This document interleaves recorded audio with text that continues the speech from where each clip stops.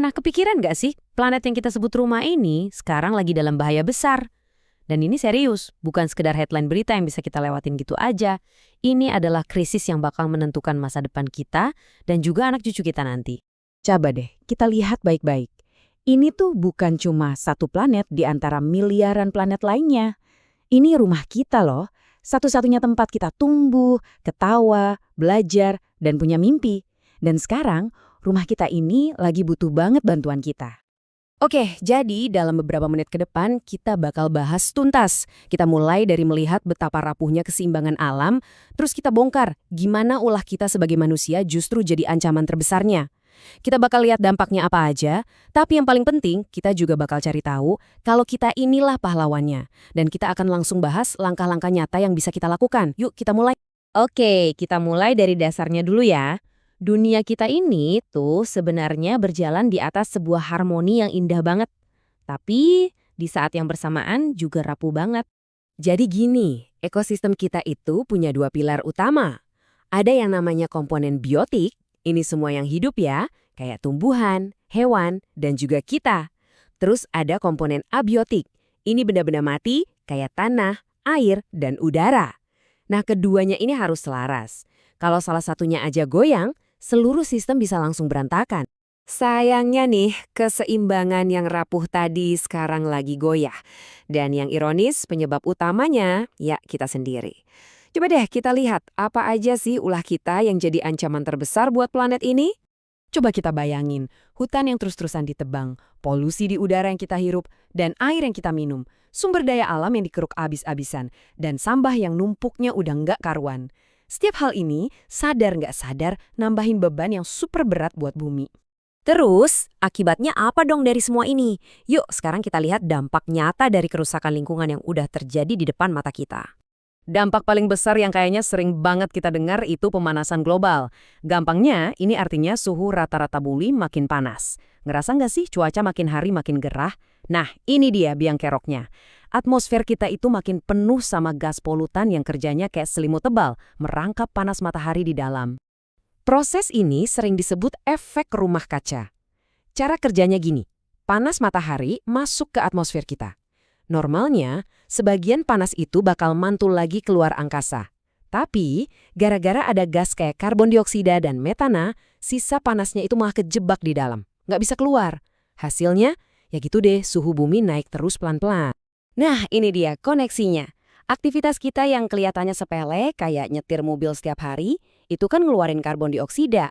Waktu gas ini numpuk, dia memicu perubahan iklim. Akhirnya, muncullah cuaca-cuaca ekstrim kayak badai dahsyat yang bisa kita lihat di gambar ini.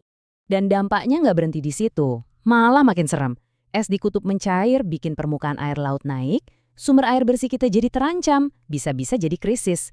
Belum lagi banyak banget hewan dan tumbuhan yang kehilangan rumahnya, yang artinya mereka bisa punah untuk selamanya. Oke.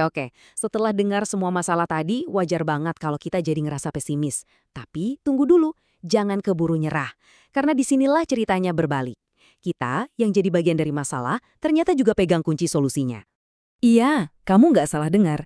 Kita semua, setiap dari kita, punya kekuatan untuk jadi penyelamat planet ini. Beneran? Seperti yang tertulis di sini, ini tuh kewajiban kita bersama. Dan kita nggak perlu nunggu komando dari siapa-siapa.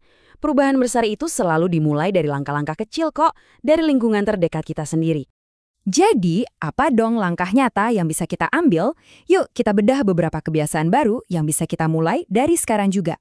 Semuanya bisa dimulai dari sampah kita. Penting banget untuk mulai memilahnya. Sampah organik kayak sisa makanan, itu bisa jadi kompos buat nyeburin tanaman. Sampah anorganik kayak plastik dan botol kaca, itu bisa didaur ulang. Nah, untuk sampah B3 yang beracun, kayak baterai bekas, itu wajib dibuang ke tempat khusus biar nggak ngerusak lingkungan.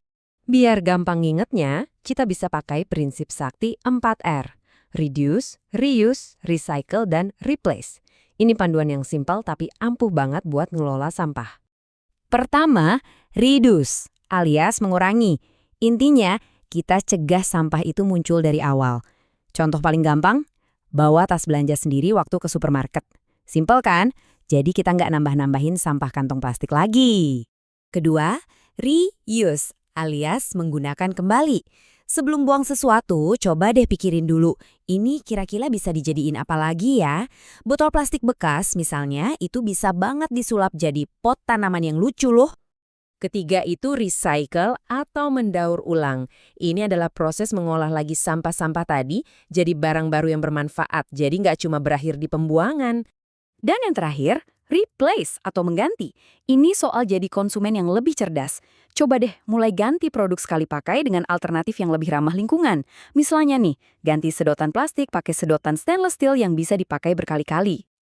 Ingat ya, setiap tindakan kecil yang kita lakukan, entah itu menanam satu pohon, hemat listrik di rumah, atau sekedar milah sampah, itu semua kalau dikumpulin bakal jadi dampak yang gede banget buat kelestarian planet kita.